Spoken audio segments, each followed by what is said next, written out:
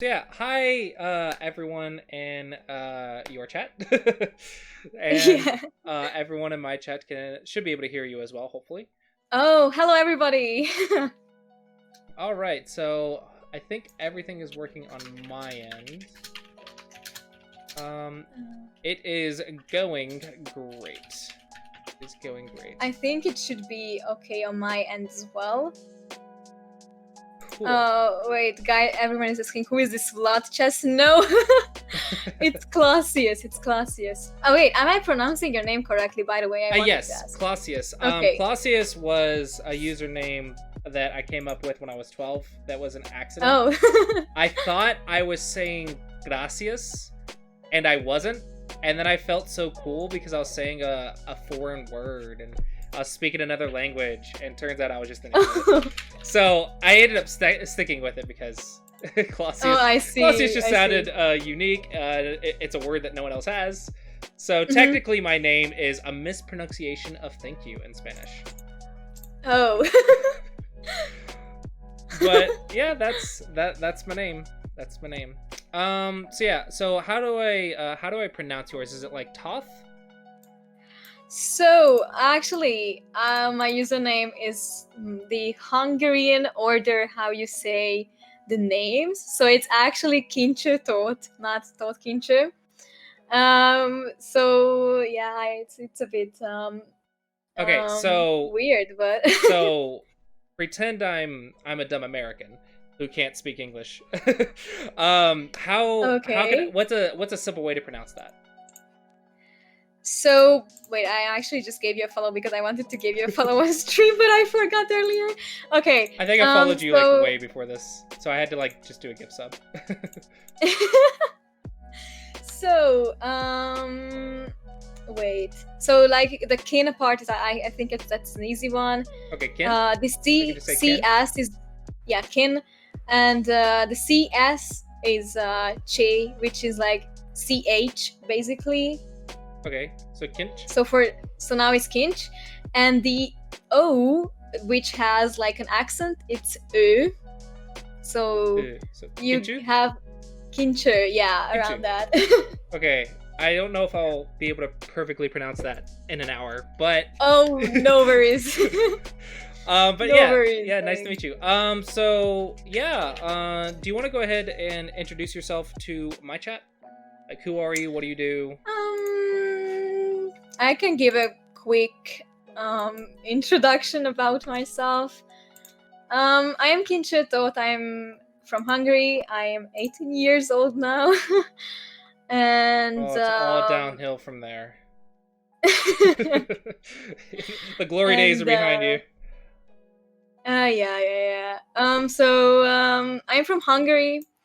I started streaming in January. I'm streaming chess, and well, I got this message from Clausius about this stream, and I actually got interested. Like, I never really played like Go like seriously. I don't know.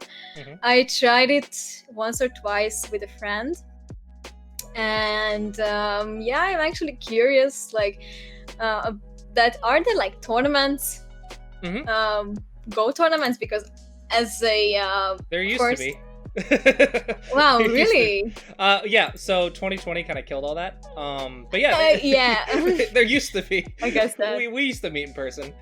So yeah, we have Go tournaments. We have in the US we have the National Go Congress for the US, Canada, and Mexico, which is a big event. And then it's mostly an Asian thing though, so like it's really big in Asia, and in Europe and America I guess it's really small compared to like say chess or how big it is in Asia, but it's a growing community. It was basically got two booms recently. One was the Hikaru no Go, the anime. That's actually how I started. Was I watched too much Japanese animation, and I watched an anime about someone playing a board game, so I gave it a shot and never stopped. And then recently we also had Google's AI AlphaGo come out and beat Go. Oh yeah, so a little Wow, bit. this is cool. I guess I can go ahead and introduce myself too. That way they know who I am. I'm Yeah, Clausius. yeah, I am a professional Go instructor. I'm not a professional Go player. It just means I make a living teaching Go. And I've been playing since 2007 or so, and yeah. I just fell in love with it and then never stopped, and then eventually just turned it into a career. Wow, So yeah. that sounds really cool. But yeah, so you said you have some experience playing Go before. I have, but I like only just tried it with some friends. Okay. No, sorry. Gotcha. So probably what I was thinking we could do is like the first hour, maybe you could teach me a little bit of chess, or maybe play a teaching game and just kick my butt. Okay. And then in the second hour, maybe I could go over the rules of Go, and then maybe or maybe we could play someone in chat or something, and then just yeah, sure. Okay. Because I think you're like much better at chess than me, right? I mean, I've been playing chess for 10 years now, I would say. I never really took it seriously for, I don't know, for 7 years. Mm-hmm. I only played in some kid tournaments, won some and just participated in some tournaments, but I never really took it seriously. And then I started to be really interested in chess like 4 years ago now. And well, I'm not a professional player. I did win some bigger tournaments, but I'm not. It's not going to be my profession in the future. So I would say it's just a hobby for me now. Gotcha. What are you interested in doing? I am actually busy with school right now. I'm learning advanced math and physics. I'm still in high school. And I have 1 year before going to university, and I don't know what to do with my life yet, but perhaps I will find out next year or soon, hopefully. Well, good luck with that. I had to fail. I had to change majors like 2 or 3 times before I was like, oh hey, I'll just teach Go. Like this school stuff is just not fun. Mm-hmm. I don't know. Okay, so I think I invited you to an analyzer board. Okay. All right. And so, if you want, we can try just to play a game, even with a viewer. Like if anyone wants to challenge. I'm about 1100, 1200, I guess. I don't know how challenges work, so. Yeah, my viewers know how to challenge. But if anyone in your chat wants to like, oh wait, yeah, I am actually watching your chat as well. Tell about en passant. Yeah, I actually forgot that one. That one took me like years to understand. Oh my god, I actually never really understood as a kid. To be honest, never really understood. Like it took me so much time to understand like how it works. Oh my god, I forgot so many things. Castling as well. Okay, so when you do a 2-space jump forward, if you jump to the side of something, they can still cast you. Yeah, wait. Isn't that correct? Let me actually just set up position. So like I will just go here. And so if black moves here, you can basically just capture it. Well, you can en passant not. Oh yeah. Sorry, I was looking at upside if down. If the other player, other player moves by 2 squares. I was like, but that's not from the second jump, but it's from black's perspective. It is. Yeah. So like, your opponent moved 2 squares. Like it's not like this happened, like just something like this, because here you can't capture. Right. But if it happened like in one move, you can capture it, and only in that move you can capture it when it happens. So like you can do something like this and realize that, oh, he moved with 2 squares, I will just take. No, it's not possible. Okay. So you can only do that if it happened. I'm so that bad move. at en passant. No worries. It takes some time to actually remember like how it works. Okay. How do I know if someone sends me a challenge? It will say like there will be like an invitation in the right. I see GMC Champion Chevrolet. Oh, hey, there we go. Accept. Oh, okay, you're playing. Okay, let me see. Oh, you're playing one of my viewers. Okay. Do you like say have a good game or something at the start? I don't know. Some sort of do you greet each other? I don't know. Have fun. Good luck. Yeah, have fun. Like Be good nice. luck is fine. Be nice. Okay, so now you actually played an opening called Queen's Pawn. Okay. Opening. So basically, what you always want to do is to be really active in the opening. Huh? And just touch pieces once and develop them and control those 4 squares, right? Something like that? Yeah.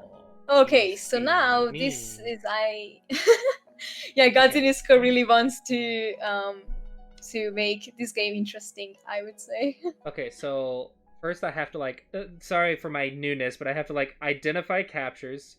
So I can't use the arrows. How do I use arrows? You have to enable them, sadly. Oh, okay. Okay, so my pawn is about to be captured. His pawn's about to be captured, but his pawn's protected by the knight. Yeah.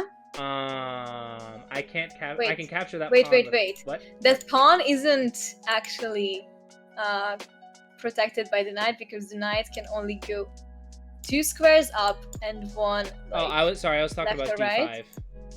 Oh, the d5. Yeah. Oh, okay. Yeah, right. So, right. And then my pawn can capture. But then wait, nothing's defending this. So if I take, nothing's defending it. Indeed. Is there any openings to my queen when I do that? I don't think so. I'm scared. Okay, whatever. Don't be scared. Just take. Just be brave. I'm always like, it's a trap. Every time.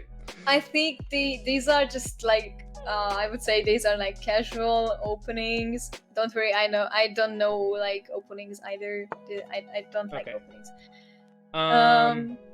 I'm currently not protected, so I should try to protect with my bishop. You don't always have to try, but I think in when you're just starting to play chess, I think it's good if you are thinking of how can you protect pieces, because you see now you're up a pawn, and basically if he takes, you will be just even. Whoa, queen!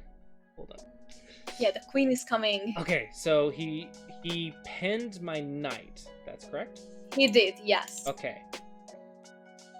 How do I undo that? Oh, I need to castle. I can't castle. Let's move my queen. Yeah, castle is actually what I didn't tell you. You can't actually castle right now because the queen is on. Yeah. So let's say, how do I move my queen? If I move my queen to d2, then my queen's pinned as well, or my knight's still pinned because of the queen. But if I move it to d3, I don't see anything bad. But I could, at that point, why not just move it to d4? I mean, I think any fork queen d3. I think queen d3 isn't a bad move. Yeah, I'm worried if I move it to d4 at some sort of fork because they're on brown squares and I'm on brown square. So I have to watch the same colored squares when you're looking at Yeah, forks, you have to be careful because even the pawns can fork you. But I don't think it's a bad move. Yeah. But I think your opponent will take the pawn, the c5 pawn. I don't know if you have the the c. Wait, let me see. Yeah, you have. So you can see on the board there are A, B, C, D, E, F, bishop. G. No worries, no worries. You were up a pawn. You are equal now. Oh yeah, I forgot I was up a pawn. So no worries. Now trading is not good, correct? Depends on the position. It always depends on the position. If you like end games, you trade everything. If you don't like end games, you don't trade everything. But what if you're playing stronger players? Do the stronger players have advantage with end game or not end game? When you're playing a stronger player, you usually, I think, you don't want to trade because usually stronger players have better endgame techniques than you do, mostly. Okay, I'll do this. Okay, I like it. I like it. The only problem could be the a2 pawn, which is actually protected now by the knight, but you have to be careful about that in the future. I don't have a lot of activity in the center compared to black. Black just feels better than me. Yes, you don't have much activity, but you can try to open the position, I think. Maybe if I wait, no, wait. I don't know. I don't know what I'm doing. I can move a knight to e5. I just don't know if that's good or not.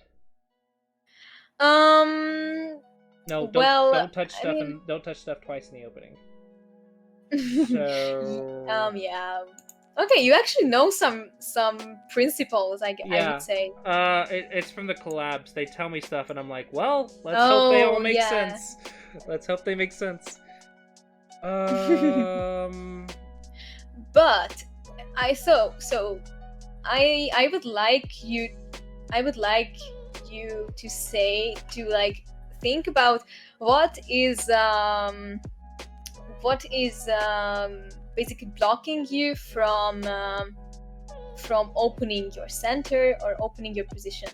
Like, what is your problem in the position? Like, there are no knight. like tactics. Knight is my problem. Okay. Maybe, I don't know. I'm just trying to. I just picked a piece that was blocking me from capturing the pawn. Oh. Okay. Let's see. I can attack it with the bishop. I want to get. I don't know. Let's just move up. Okay. So yeah. Also, I think you know this. If you don't know this, then I will just tell you now. So if you castle on like I would say different sides, as you can see, you castled differently. And when it happens, you mostly want to attack the opponent as soon as it's possible and put your pieces on that side of the board. So now you started an attack, basically. Cool. Totally know what I'm doing. Ooh, I can move my bishop to attack the knight now because my pawn's protecting it. Yeah. I mean, it was a possibility earlier, but yeah. Okay, so now you actually want to take the knight to be able to... he is attacking my queen. He is, yeah. And yeah, so now... Bad square, bad square, bad square, bad square. Good yeah, there square, are some dangerous squares. No way to capture it. Okay, so let's... No, that's bad square because bishops. So I only have one square to move? You have 2 squares, I think. That is not losing a queen right now. The first one is b5.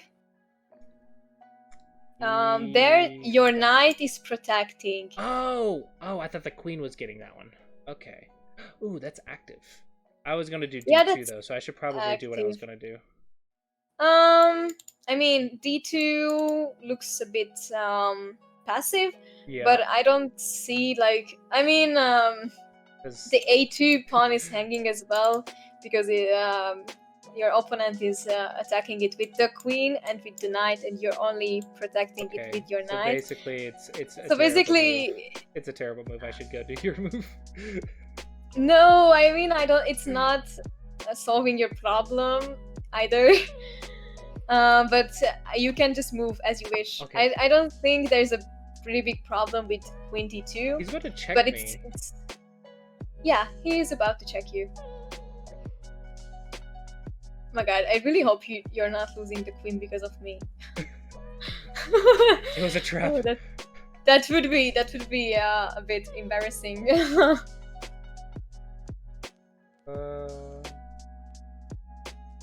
So yeah, he actually has a really nice move, and I think he will find it because, well, he's a strong player. Yeah, Gatsunisko, aka Kajo PM, is actually a really strong player. So so my chat, just for relevance, if I'm 1100 and he's 1500, what's the Go rank equivalence here? So that way I can understand like how matched I am. So there are like Go, I would say Go points as well, like Go ranks, ratings. Yeah, there are Go ratings. Oh, that's cool. I just need to understand the relevance of 1100 to 1500. Is that bad? I would say that your opponent isn't actually 1500. I think he's much stronger than that. Oh, so now beautiful. You are in check. Oh. But the thing is, I don't think you can go to B1 because I was gonna go D2. Is that okay? Yeah, D2 I think is the only move that's not. But then I'm pinned again. I can't. I'll lose my queen. But if you go to B1, you will lose your queen as well. Because if you go to B1, knight takes on C3 with check. And then you will have to take the knight because you're in check. Now and then you will lose the queen. Oh, I am losing the queen. I totally lost. So you have to go, I guess, to D2. It's not a good move, but you can try it. Like it's not losing that much material. I think you can maybe survive with only losing like a pawn or so. Okay. Wow.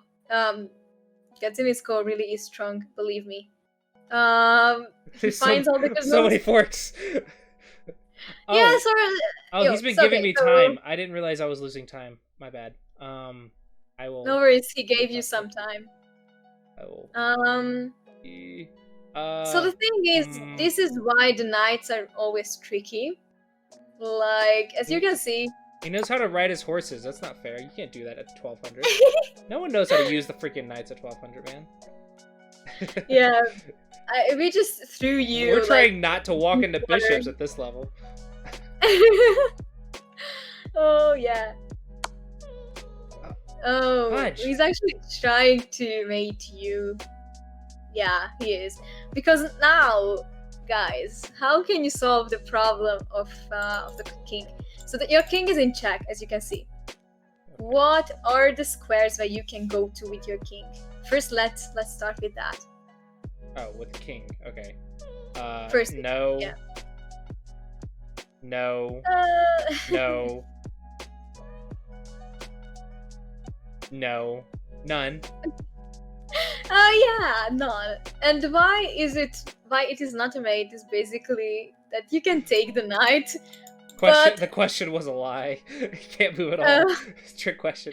Yeah. So I have to capture with the queen, right?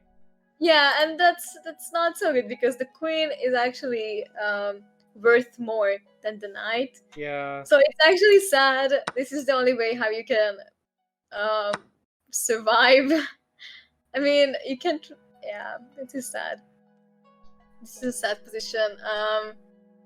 Okay, guys, we just sacrificed the queen. Like, we just don't want to beat Gazzini's, you know. Okay. Okay. Yeah. My knight's in trouble. I would say your king is in more trouble. I mean. Because now your king is actually in the middle of the board, and so now it's easier to attack the king now that it's in the middle of the board, because the opponent's pieces can actually just. You see, I agree with what you're saying. I don't see a way not to do anything. Like every piece I move is checkmate. Yeah, basically almost. I don't think it's a winnable position actually. It's really hard. So yeah. Gazzini's. I need like one more piece. Yeah, you need probably a queen, but with the queen, it would be actually good. Like, the position wouldn't be that bad. No, I need an escape route. That's what I need. Okay. Something needs to get out of my way. What about that one? Yeah, that's actually No. checkmate. Oops. Wait. With the queen c4. C4. Yeah. Protected by the pawn. Yeah. It's about as bad as normal C4. Yeah. It's just gonna explode in my face. No big deal. Oh, your opponent is saying in chat, and this way I killed all Clausia's interest in chess forever. Thanks for the game. How do you say thank you for the game? For Clausius. It's Okay. Thumbs up. Say good game. Good game. Good game. GG. All right.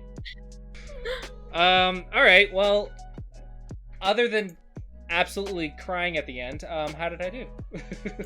Okay, let me go through the game. Okay. So, I mean, as a beginner, you mostly start with your center pawns, either the D pawn or the E pawn. I think those are like really good openings, or for like beginners. You can try this in the future, starting with these, but these need different thinking, and I think that you can try it like later once you are really into chess, I think. But otherwise, you want to start with the center pawns because you take many good squares from your opponent. So yeah, and like you did, I think it was good, like developing the knight. That's good. And here of course you want to develop your bishop, but I think developing the bishop here could be more advantageous. All right, so I lasted what, 5 moves? Is that correct? I don't know. What, 14 moves? The whole game lasted 14 moves. Okay, so I lasted 5 moves before I died. No, I don't think it's really bad, like in this position. I actually don't know where we lost it. Like, I'm not sure about this move, but I was just trying to cast. I would, it's not a bad move. I don't think I'm not looking at it with an engine because Queen G. Oh, no. My chat is saying that Queen B5 was the blunder that I actually advised it. Okay. Sorry, everyone. It was my fault. It was my fault by Clausius alone. So D2 was the better move? It should be the better move. Okay, my bad. Sorry, everyone.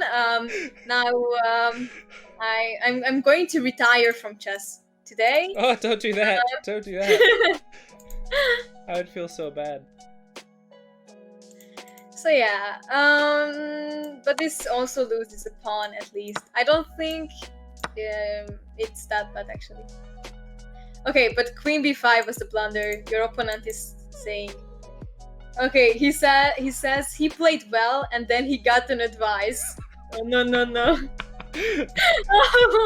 This is why I shouldn't help you, I guess. Oh, I feel so bad, but I'm just over here like I don't know what the difference is. I just played. Yeah, it's okay. I perhaps it was a bad move, but yeah. I think I just got tricked by capturing that pawn. Maybe I just shouldn't have captured that pawn at the start. It was a trap. These are mostly like traps, I would say. These are even called like there are some that are called like traps, but also they are called like gambits. I wonder if that's like and trick move and go. Like sometimes gambits. Yeah, I'm actually saying gambit. Yeah. So those are mostly stuff like just things so like the this. Queen's Gambit is like a Queen's trick move? Okay, this is where I must tell you that I don't know openings. I never learned openings. I don't know either. I just saw Netflix, so yeah, of course. But the thing is, it's supposed to be a bit trickier than, I would say, normal openings. So yeah. Okay. Well, awesome. Well, that is about an hour, and I learned some stuff. So it's progress. Just learn one thing from every game, right? And you be a master. Yeah, indeed. Like you can always learn from like game to game. And the thing is, even if you are not learning chess like actively by just having classes or anything, even if you only play and just think after the game, like how it went wrong or anything, I think you can improve a lot by With that. enough collaborations, I will be a chess master. Indeed. Grandmaster, imagine that. Honestly, I'd just be happy to be able to just play the chess streamer that I collab with and actually have a chance or something. That would just make me happy. Like, I don't need to compete in chess tournaments. I just want to be able to do a collab and actually play a game. I mean, understandable, I would say, as a ghost streamer, and yeah. But yeah, I mean, there was one time in my life that I do have a coach, and I've been working with many people in the past few years. But does your coach yell at you a lot? Sorry? Does your coach yell at you a lot? My coach would yell at me like every week. No, he's not yelling at me. I would probably not play chess if he yelled at me.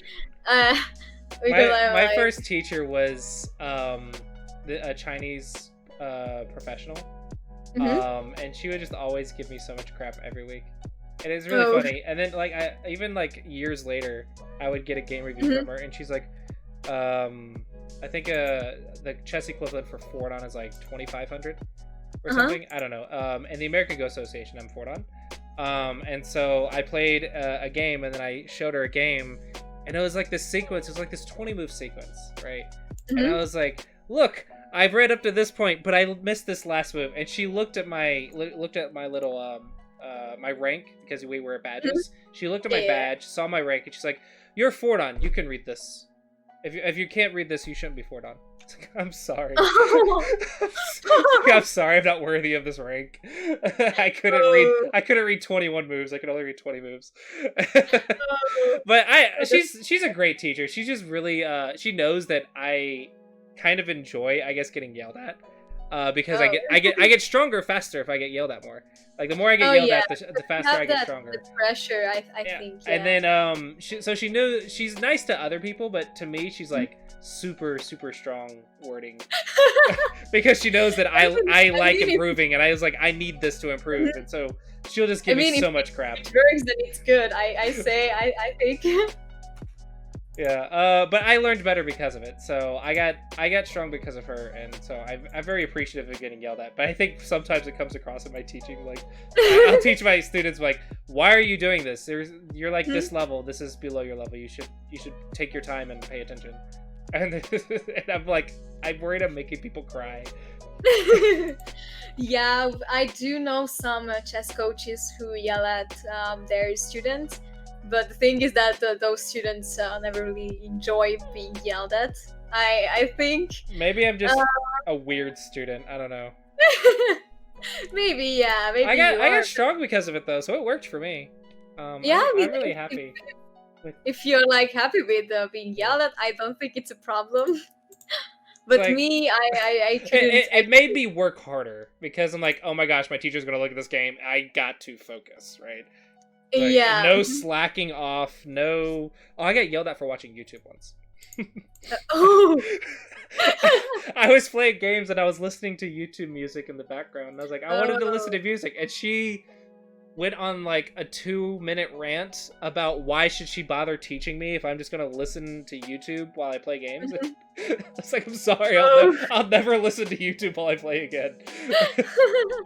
So it helped. It helped. I mean, that's basically the point of having a coach, I would say. Yeah. So your coach is like really nice. Like, oh, just play here and you're stronger. Well, there was one time, but it was mostly my fault. Like, I had like a really bad day, and I had a really bad game. Mm-hmm. I was somehow able to draw it, but still.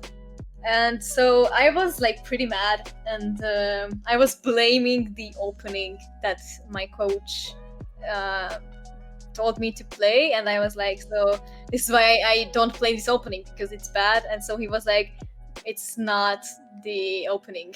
Like it's not the opening that was bad. And I was like pissed out. So yeah, I didn't feel good about myself, and so I blamed him. But then after a few hours, I realized that I was stupid. So yeah, basically, that was the only time where he was like really close to like, I don't know, shouting at me, but it didn't happen.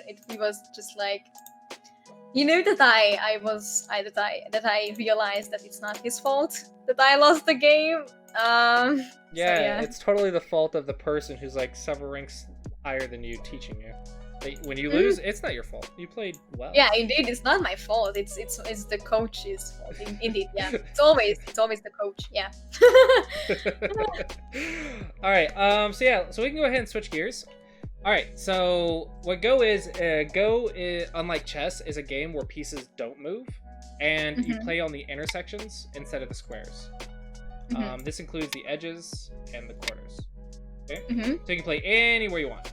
And the goal of Go is to surround more area or territory than your opponent.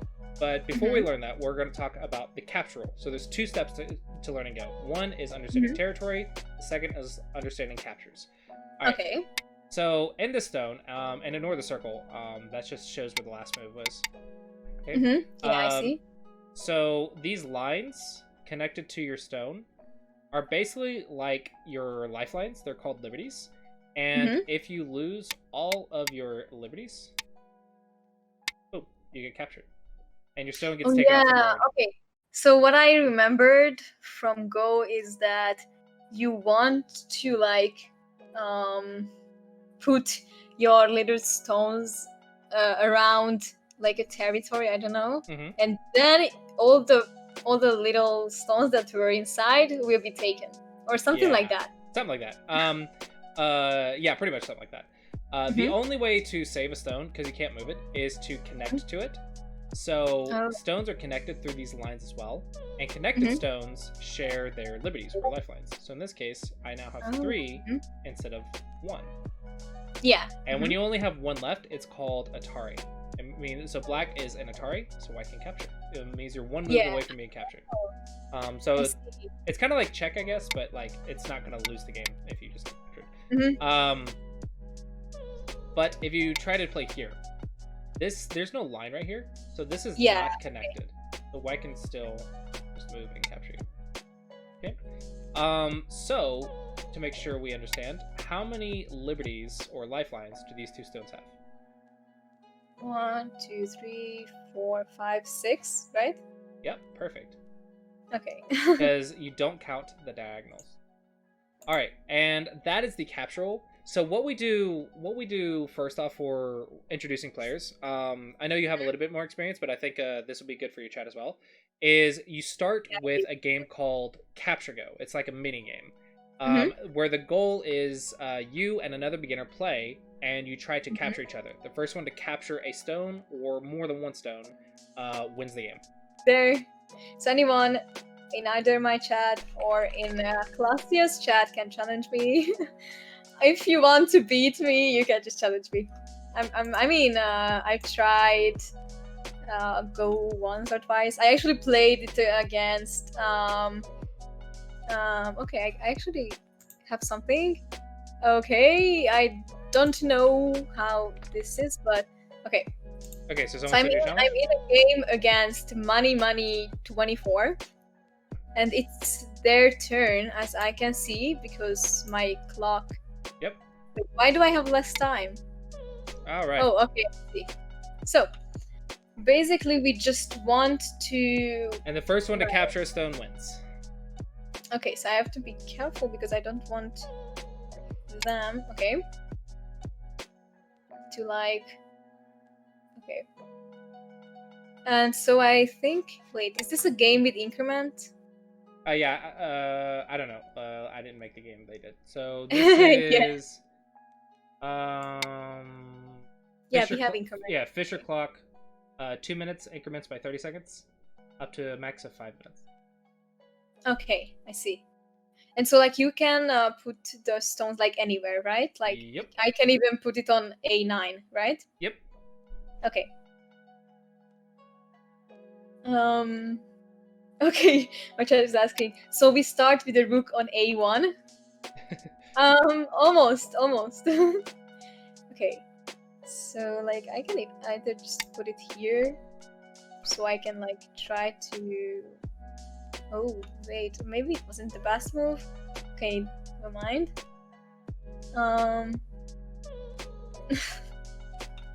Okay.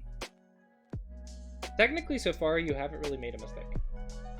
Okay, I did 3 moves that weren't bad. All right, I made it to 5, so you gotta make at least 5, right? Oh yeah, I should. Okay. No, and are there like any openings go? Yes, there are openings that go, but this is capture go, so we don't really have an opening. Oh yeah, okay.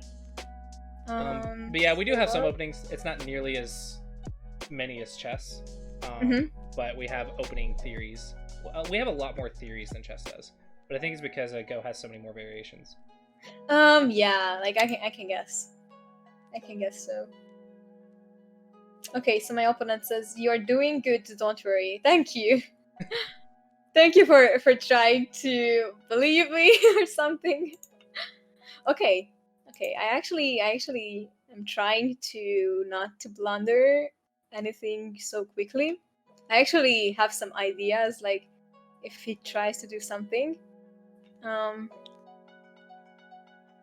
But so I actually stay away from the borders. Wait, what happens if I put something on the borders? Why is it bad? It can easily be captured or what?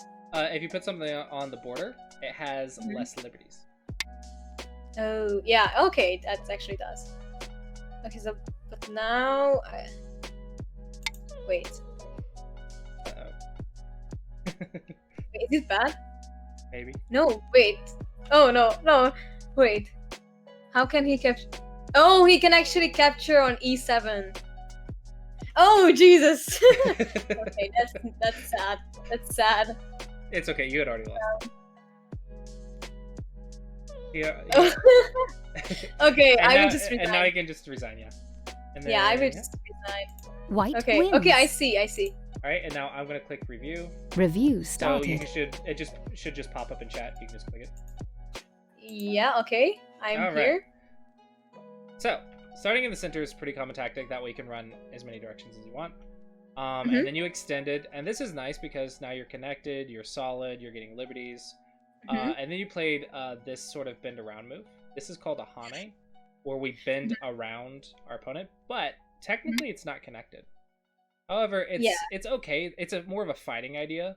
It says, I don't care if I get disconnected, I'm going to start a fight. So it's not bad. Ooh. This is the one that's the problem.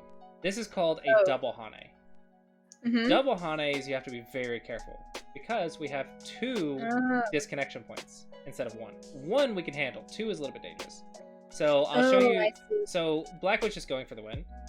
So here you actually missed the capture. You were supposed to. Oh yeah, I did. But it doesn't really matter because now I just play here. Oh, and it's actually really hard to. Oh. And you're trapped against the edge.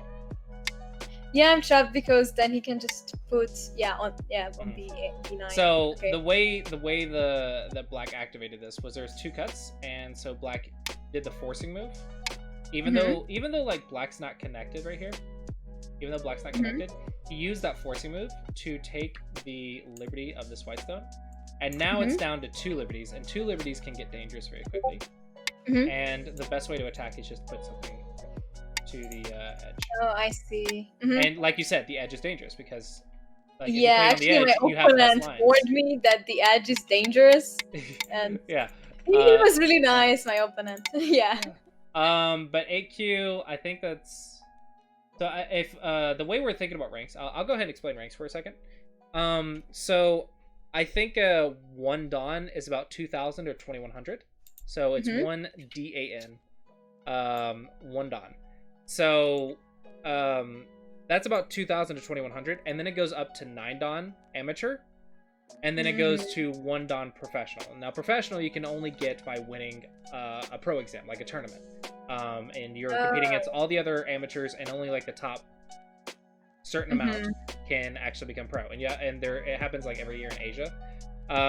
So that's how you become a professional status, and then you compete against other professionals to rank up, and it goes from 1 Dan Pro to 9 Dan Pro.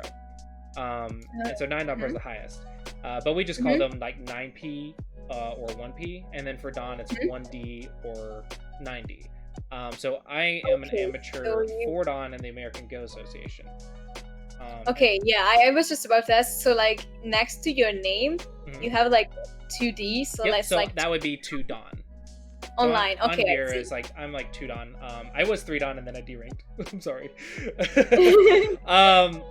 But so he's an 8Q. So that means the way Q ranks work is 1Q is 1 KYU.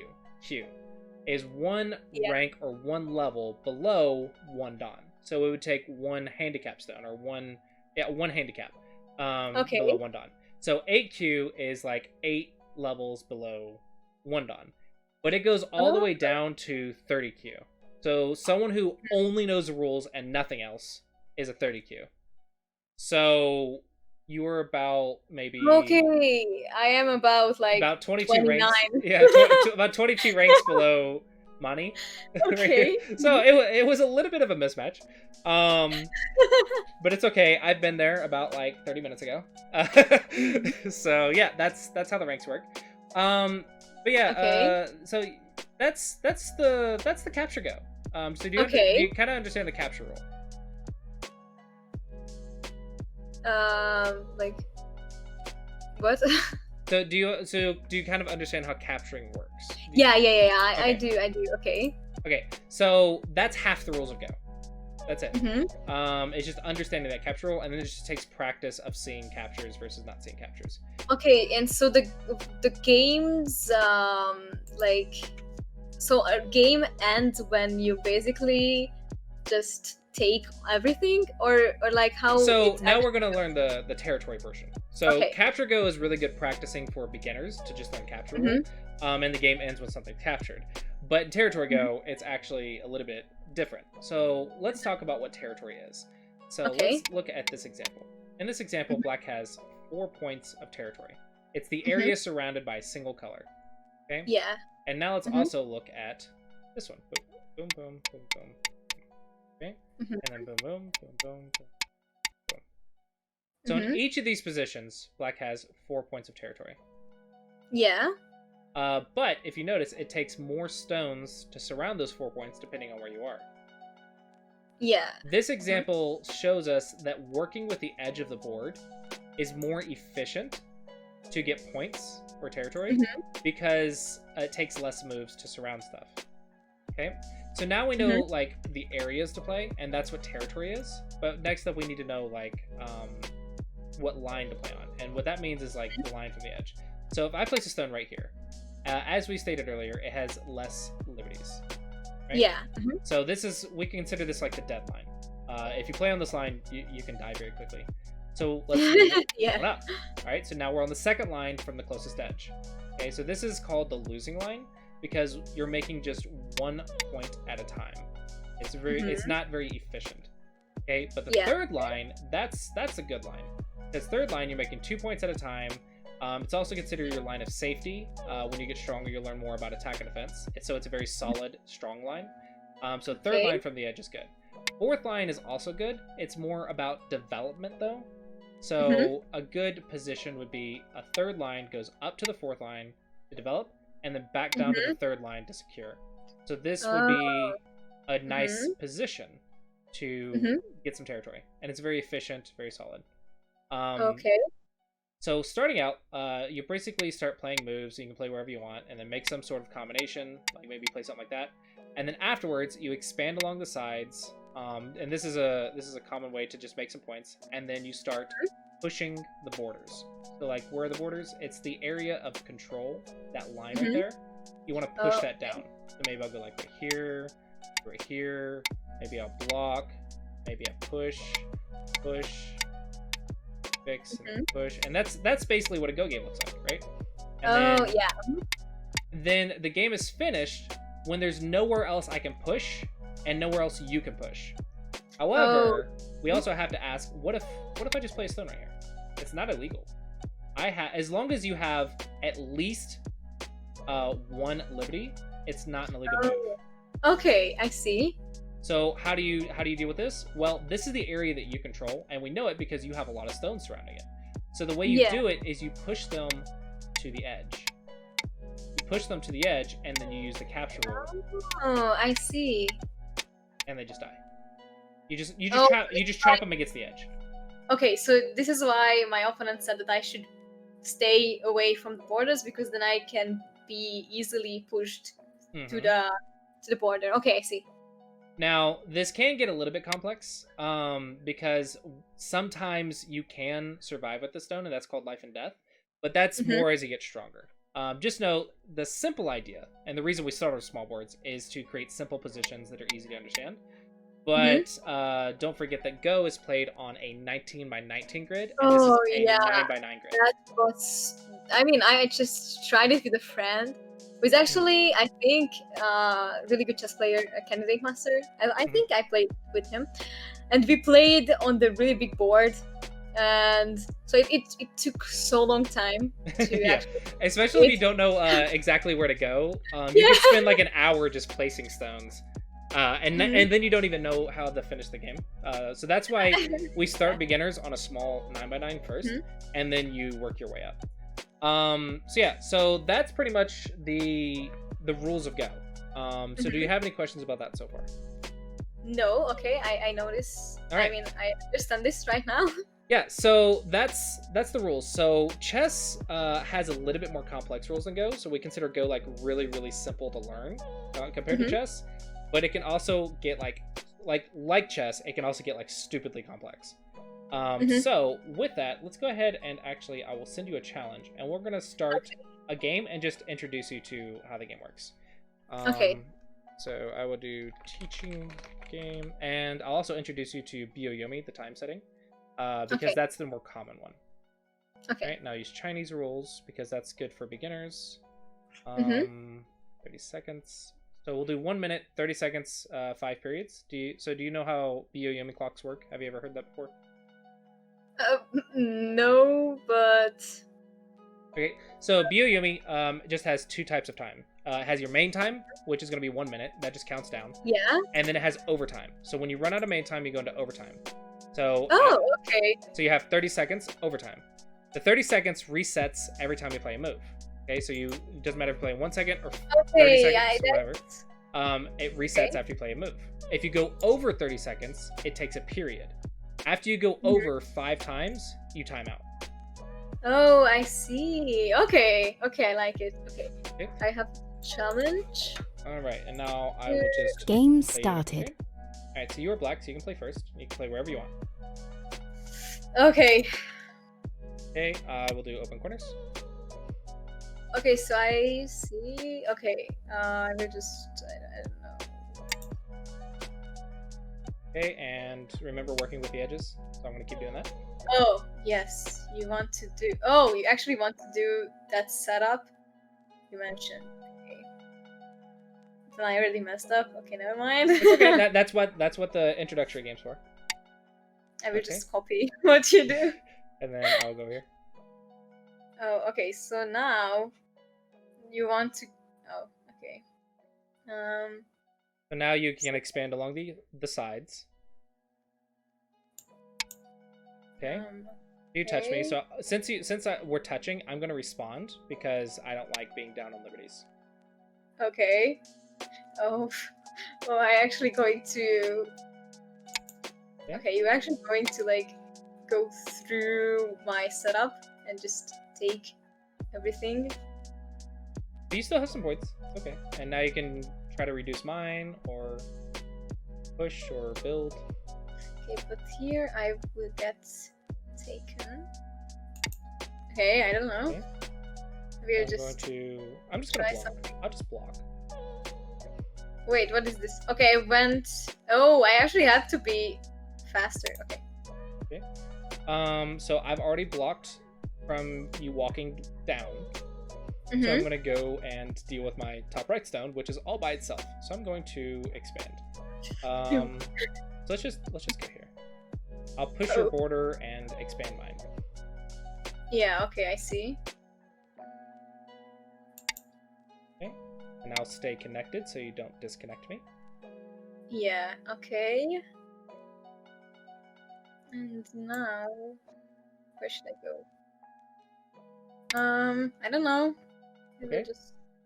And I'm just going to keep expanding. I'm just surrounding some edge. No, I don't want to go too close to the borders. Okay, so the thing is that you don't want to stay too much in the middle, and you also don't want to go to the border, so... Okay, well, you eventually will go to the edge to seal. So now we're actually in what we would call the end game, because you see how both of us have a position? So I have the bottom and the top right, and you have the left. Okay, so now we both have positions, so now I'm going to start pushing the borders. We would consider that end game. Okay. So I'm going to start pushing yours and expanding mine. Oh, I don't like end games in chess. Oh, I see. Okay. Okay. And then I'm just going to expand mine, push yours. Okay. Okay, it's harder than chess, but mainly because I don't play this game. Okay. Okay, so I'm just going to push yours, build mine.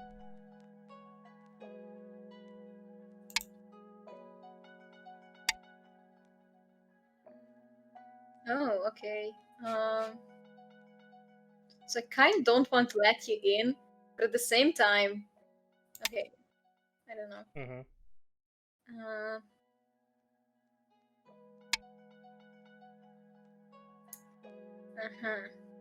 What happens if I just go inside? I will probably die. Okay, try it. Like, you're not trying to win, you're trying to learn, right? If you have a question, try it out. Okay, I will just try. I mean, I already know it will be. Oh no! She disconnected my stones. What do I do? Okay. Well, remember, what did I tell you when someone plays inside? You push them to the edge. Yeah. Okay. I see. It will be taken in like 2 or at most like 3 moves, as I see. Okay, that's sad.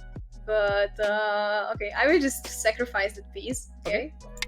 Alright. I will let you take. That's sad. Alright, I can't push you on the top left anymore. There's no openings for me to push you, so I'll just continue building on the right. Okay. Wait. So if he goes there, if I go here, I can go there, there. Oh, that's interesting. But what if I just go here, there? Ah. I don't know. Boop. That's sad. And then I'll expand. Yeah, G8 is dead. I know, guys. Alright, I know. Now there's only one spot left because all the borders are blocked. So there's only one spot left, which is called a dame point, which is a neutral point. The H5, you see how both black and white are touching it? So that's no one's points. So go ahead and fill it. Wait, I don't have much seconds. Wait, what is this? Oh, that's not H5. No, wait, I was supposed to go to H5. Oh, Jesus. Okay. I was looking at it, but I was like... Okay, so that's the last neutral point, and then this also puts my J5 stone into Atari. I only have 1 liberty left, so I'm gonna fix. And the reason I still have to fix, even though if you play J6, you would have 0 liberties, is because mine are counted first. So you would actually capture J5, and that would be a liberty, which we could look at later. But basically, you can only play a move with no liberties when you're capturing. Okay? So I have to fix here, otherwise my J5 stone gets captured. So I fixed.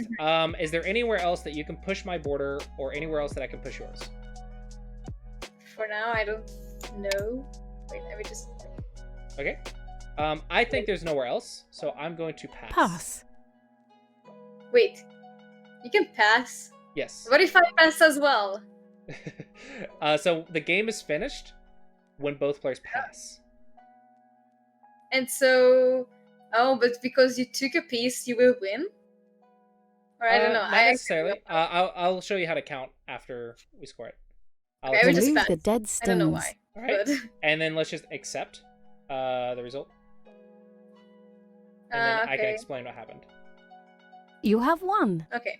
All right, so white wins by 6.5. So I'll click review and just join the review. Review started. Okay. All right, so what just happened? Well, the computer calculated the score automatically for us. So how did it do that? It first counts all the area surrounded by one color. Okay, so it's going to count this for black. That's all of your points. Okay. Yeah. Then it also, we're using the Chinese rules, which is what I recommend for beginners. It counts the area, and then it also adds the stones together. Okay. Oh, okay. So all the black stones. So it's area plus stones equals your points. Okay. Now, why didn't it count this one? Because this one is considered a dead stone. What do we consider dead stones? Yeah. It's stones that we know will eventually be captured. If we don't, we can play it out. Like in the Chinese rule sets, if you're unsure if something's dead or not, just play it out, right? And then you'll know. But the computer automatically told us that, hey, this stone, this mark stone at G8 is a dead stone. So we just removed that from the board. So all it did, take it from the board. Okay, and now it counts mine. So it counts all of my area because once you remove the dead stones, it counts, and then it counts, and then it adds all of my stones up, and that is the score. Okay, you surely have more points than I do. So that's the easy rule set, is using the Chinese rules. It's just all the you remove the dead stones, or if you're unsure, play it out. Okay, then once everything's taken off, like once all the dead stones are taken off, count all the area surrounded by one color. Like say for example, this stone wasn't here. This point at A would not be anyone's points. It's considered dame. In order to not be confused at the end, we encourage you to fill dame, but let's say you missed one, it's not the end of the world. Just don't count it, right? So everything's surrounded by one color, and then you add it to the stones they have.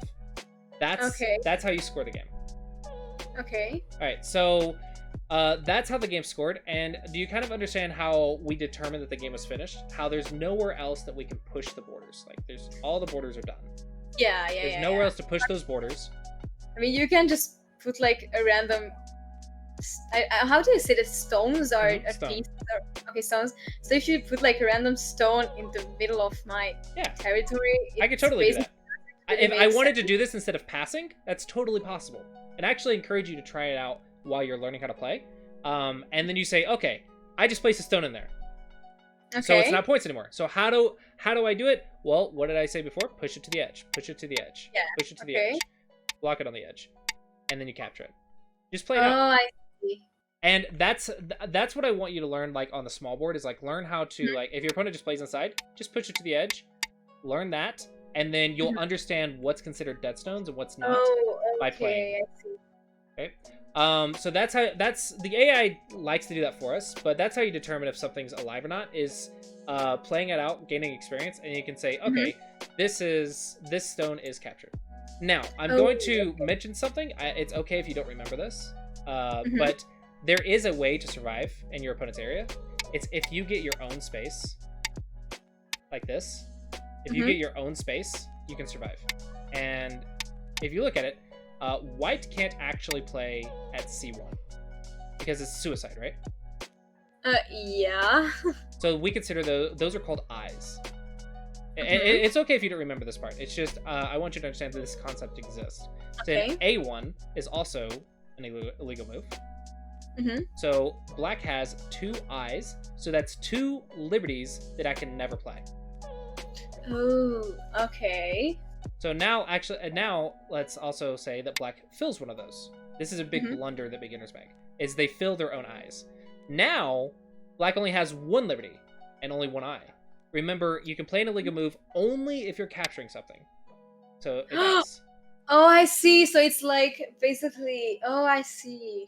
So if you wanted to play in your opponent's area, let's say you wanted to play in here. When you play in there, that is your opponent's area of control. You have to either capture something to connect out, or you have to make enough space for 2 eyes. So if you play inside your opponent's area, your goal should be to make as much space as you can. And if you make space, then maybe you make enough for 2 eyes and you live in your opponent's area. Maybe they make a mistake.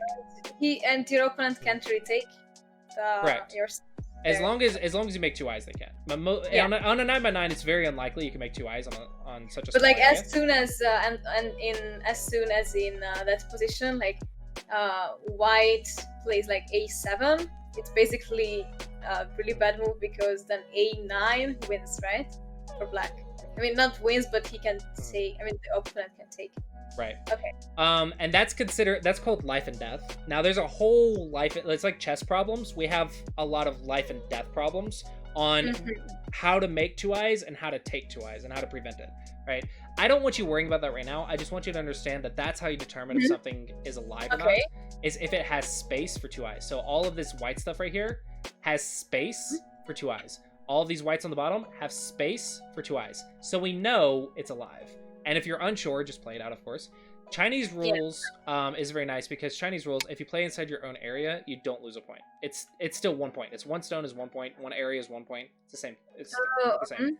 But if you were to play Japanese rules, it doesn't change the result for experienced players. But for beginners, if you play in your own area, you will just lose a point. Experienced players, they know when or when not to play in their area. But in Japanese rules, this would subtract your score because Japanese rules, you only count the area, and then you actually take the captured stones and reduce your opponent's area. That's the difference between Chinese and Japanese. Chinese rules, the captures are just removed. You count the stones of the board plus the area surrounded. Japanese rules, you count the area surrounded and you reduce it by the captures. Oof, okay. But it's about it's approximately the same. But for beginners, I think the Chinese rules is better. That way you can play in your own area and try things out, and you're not gonna lose points for trying.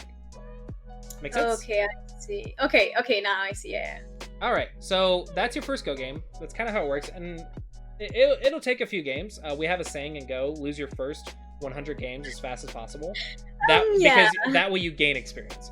So let's go ahead and say someone in chat can send you a challenge. Sure. Again, the way to do it is you click on her name and you click challenge. And I'll go ahead and copy. Oh, I already have one. Oh, you already have one. Okay, then I'll go ahead and. Oh, I have like a friend request. Okay, and okay, I have a challenge from. This is David. Weird. And okay. One more interesting thing that I haven't mentioned yet is there is bonus points for white because black gets to go first. And the cool thing about Go is we actually have a half a point as a bonus point. This is to prevent ties. Okay. So tying in Go is very, very, very rare, and it only is in a very unique situation. But in chess, it's like a common thing. But in Go, it's like really, really rare that there's a tie. Okay. Right. Okay, so you got this. Yeah. So he touched. So when you get touched with a single stone, probably you want to respond at least once. Okay. Because you lose liberties. How do I respond? So basically, I just am like trying to like cut them off or something like that.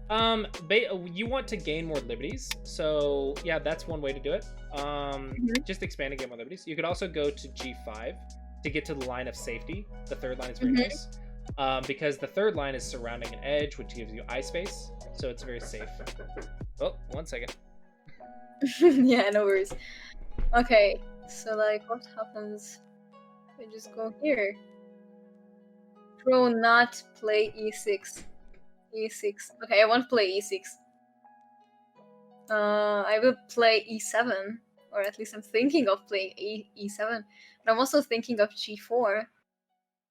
Which is like, I don't know. I will play e7 because why not? e6 looks weird. Sorry, that was my nephew wanting to play with my dog. Yeah, I heard you have a dog. He was like, he was like barking. Yeah. I try to like have my background noises muted, but he's like, no, I'm being a part of your stream. Okay, so they're pushing your borders. What do you think you should do? If someone swings a sword, you should use your shield to do what?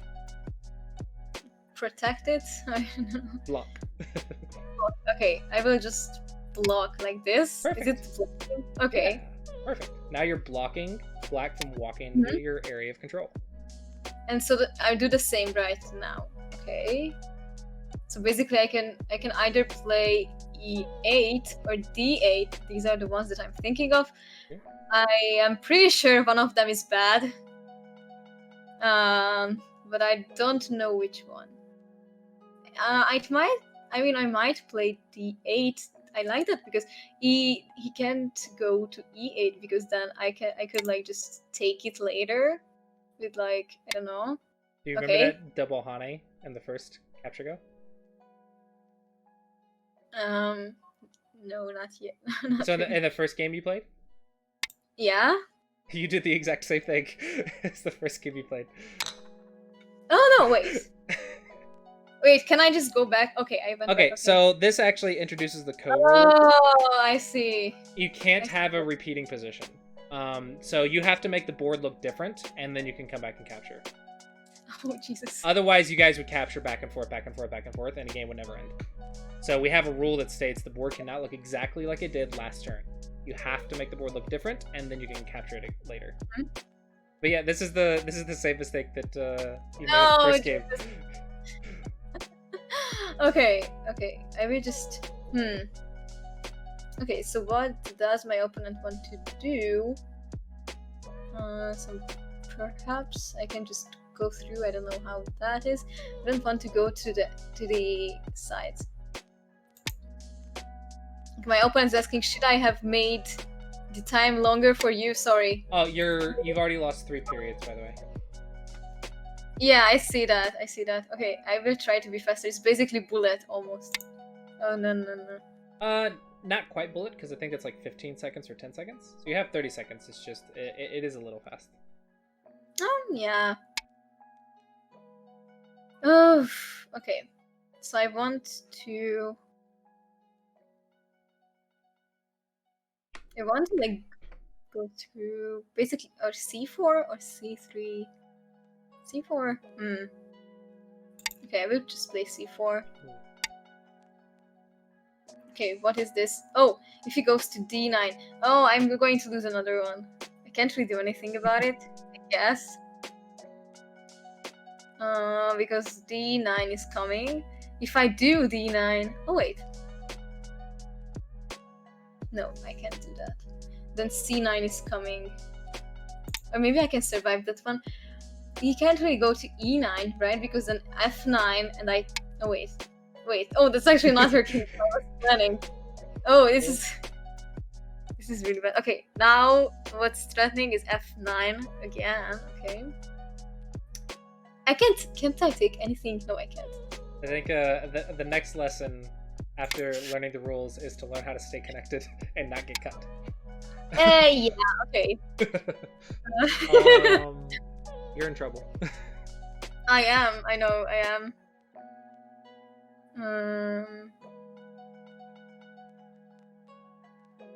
Oh, I don't have much time though.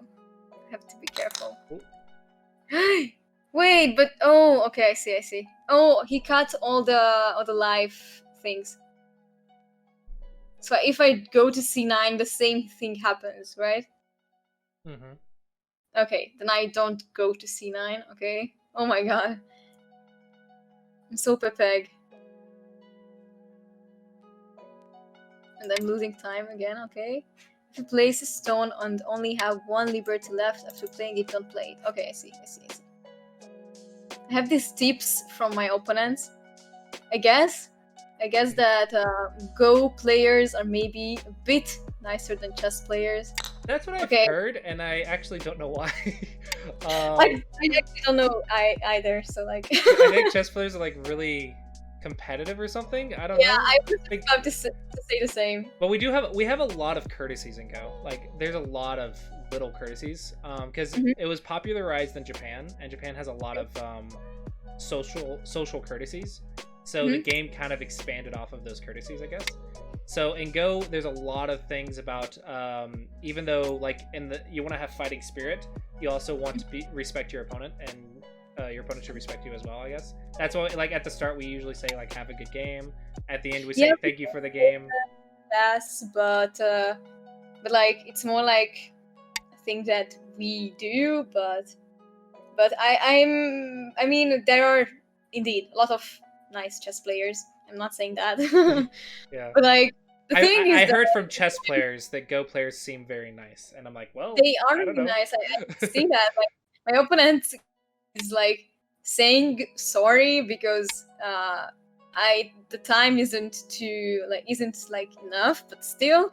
And I mean when I play chess and perhaps I misclick something, and you can ask for like make it back basically, and then myself, I never really accept it, and other players never really accept takebacks. We do sometimes. Sometimes we do. It really depends on the day and the person. Mm-hmm. So like what happens if I put like 3 stones in a row, like d3, e3, and f3? Like what happens then? Okay, that stone is dead as well. You can block the bottom maybe. Yeah, so if it's like an obvious misclick, Go players will almost always accept. But if it's like, oh, they made a mistake and then they want to take it back, probably won't accept. But yeah, if it's like, oh, obviously this is a misclick, then almost always will accept. Okay, that's actually nice, because like of course when okay I see. okay guys, you're too strong against me, like so you would be considered maybe 25Q on OGS. That's the lowest rank that OGS goes to. So there may be 3 levels above you. I mean, that's enough. I mean, my opponent was 3 levels above me, to be fair, but it was also like secretly, I guess, a 2000. He's stronger. I mean, he beats me.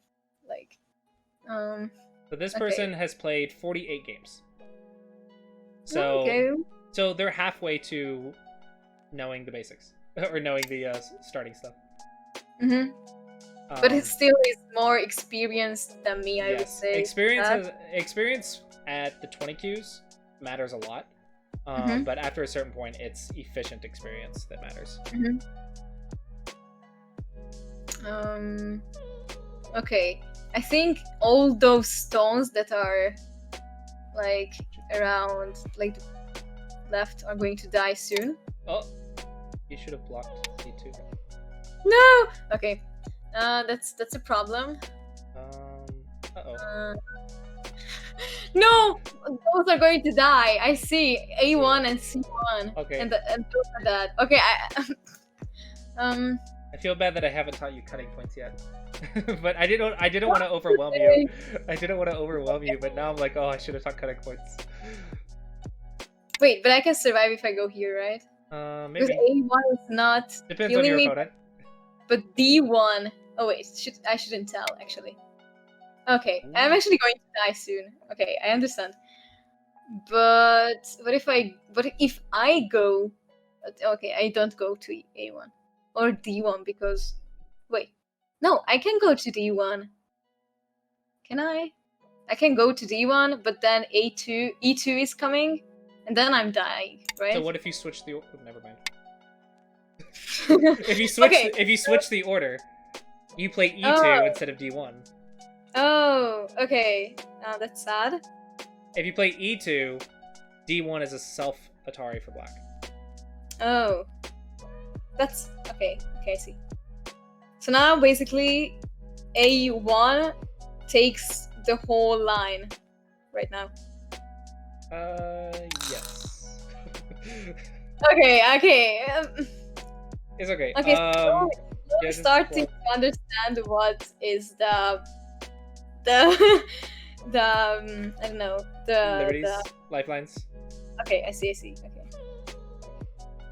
I mean, sometimes I do feel that one of them is bad, but mostly I find the bad one. Yeah. Like, Yeah, like someone said, it looks so simple, but it's so many moves. wait, this thing like shows how many like viewers you have on your. Oh, we have 7. No way, why? Why, guys? Don't watch me losing. Like, it's enough that good job on your first game against a random player. Well, it's not really. If it makes you feel better, you're doing better than my first game. My first game, everything on the board get captured. Oh. I mean, we are getting really close to that point. You have one thing that's alive in the top left. The top left is fine. Top left. Oh, okay. Yeah. Then I can't get captured. Okay, we just go here. I mean, he's like pushing to the borders, like, and I am basically filling the space for him.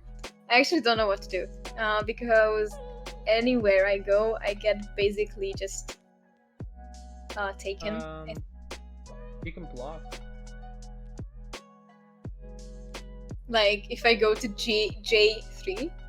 So you need area, right, to survive? Yeah, I do need.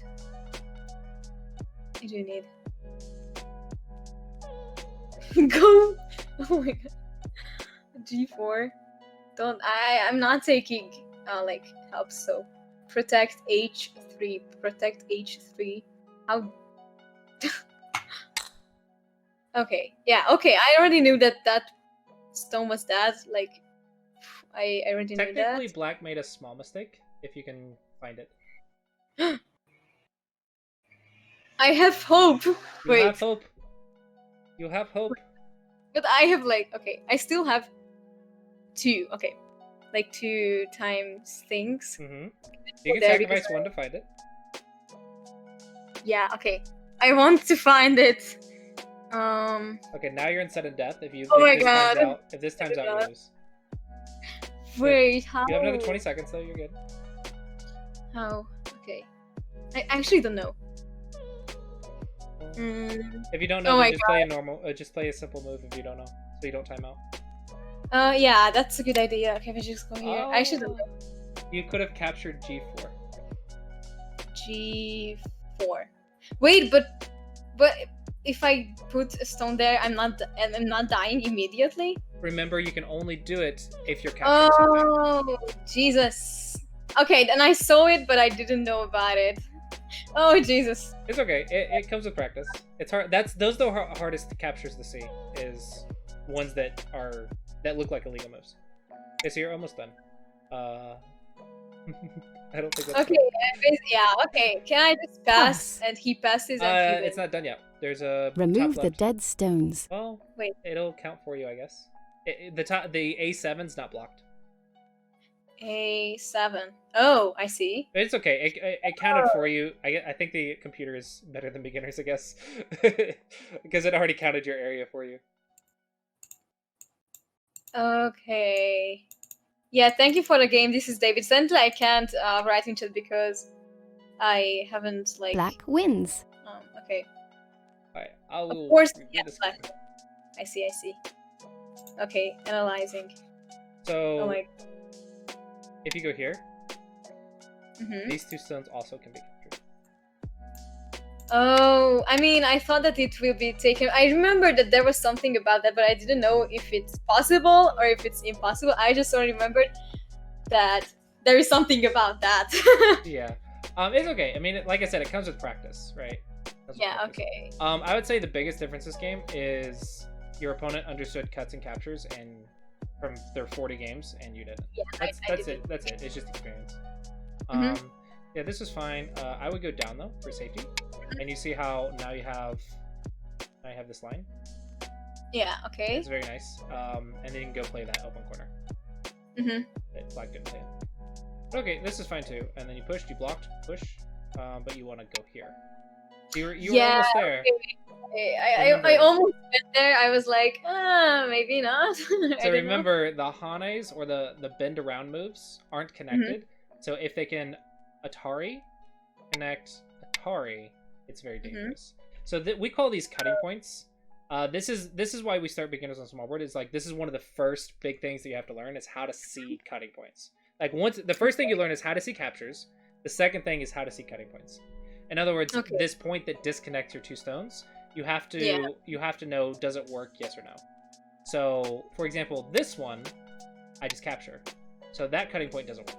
But this one, I have to connect and then push to the edge. Push to the edge. Yeah, basically, it's and that's just... that's your beginner shapes that you have to learn.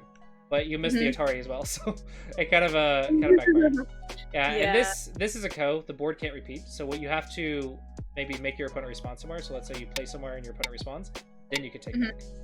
But if you try to take back immediately, then the ko rule states that you can't do that. Because then you just go in an infinite loop back and forth, and it wouldn't be good. So you went here. So probably you should protect your cutting point. Okay, I see. But you went here. So the issue with this one is it also has a cutting point. There's a cutting point, and there's a cutting point. So there's a lot of cutting points. Basically, I put like all the cutting points on on my position that I was able to. Almost. So here you expanded here. This is good movement normally, but when your opponent is right here, it's not good. The reason is we call this shape a 1-point jump. We jump over 1 point. Okay, it's very nice movement speed, but if our opponent has stones there already, they can push through, and when you block, cut. So you can't 1-point jump when your opponent's already there. So the way to get around that is we actually play a slide instead, and this is actually called a knight's move. I'm sure you can see why. It says 1, 2, 1.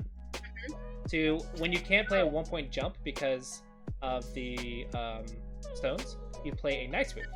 Knight's moves only have 1 cut, not 2. 1 cut, we just push them to the edge. Oh, I see. 2 cuts, one's an Atari, and then go here. So 2 cuts is a little bit more dangerous. So 1 cut is a lot easier to manage than 2 cuts. But you should probably fix your cutting point up here first. Because if you push, you actually have 3 cuts, and that's something's gonna be in trouble usually. 3 cuts. So basically, we want to like reduce the cuts as much as we can.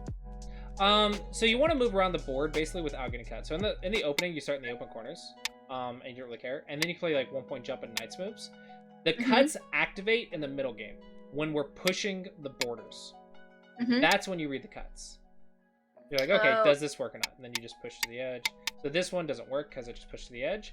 But like, let's say I played here and then here. Well, now it's that black stone's there. So now it's 2 cuts. And this is of course comes with practice. I don't expect you to remember all this, but the idea is this is the difficult stuff in middle game, is how do cuts work. That's what's going to lose you the games. So first, learn how to start in the open corners, and then how to push borders. And then don't miss Ataris. And then you start learning your middle game tactics. Your attack and defense at this level is just going to be cutting points and captures. Cutting points and captures. Everything else is just how to move around the board, make an area, block an area, watch your cuts and captures. That's all it is at this level. That can give you from 25Q to like 22, 21Q, and then you can move up to the 13x13, and you learn a couple more things, and that gets you to 19Q, and then you move it to the 19x19, and there's only a few million things to learn, and then you can be 9 down. Okay, I see. So this is kind of like the learning process. You start on the small board, you learn how to move, how to score the game, don't miss captures, don't miss cutting points, and you're done. That's a 9x9.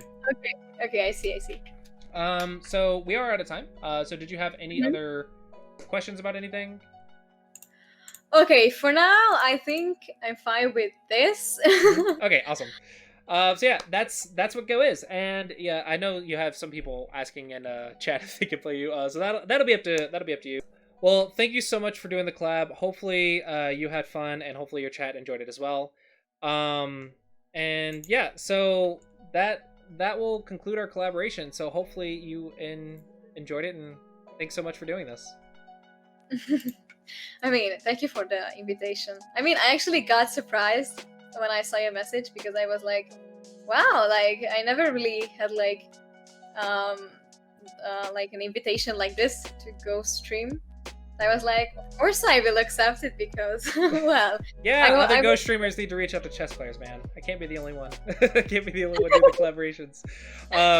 Yeah, I'm trying to like just support communities and trying new things. Yeah. I've tried so many different things to try to help. But yeah, it only works if both if you say yes and actually take the time to do it too, though. So big thank you to you for even taking the time to try it. Of course. All right. Well, you and your chat have a great rest of the day. I'll probably be ending my stream. So are you gonna keep streaming? I am actually planning on ending because it's 10 p.m. here. Then I will raid someone else then. Yeah, I was gonna give you all the viewers. Yeah, so thank you so much for playing. Thank you for the collaboration, and hopefully I'll see you more in the future. All right, and that will conclude our stream today, guys. So thanks everyone for tuning in, and thanks for all who came from our stream. Welcome everyone, and hopefully you guys had a great time. Be sure to check her out. Let's see if I pronounce this correctly. Toth Kingchu, something like that. I'm very bad at the pronunciation, but that's the link if you wanted to go and follow her and watch her chess streams. So as always, guys, thank you so much for watching. And with that, let's go ahead and find someone to raid. We do see a Goop, so we'll go ahead and raid Goop. Go Goop. So thanks for watching, everyone. Hope you guys enjoyed, and I will see you guys next time.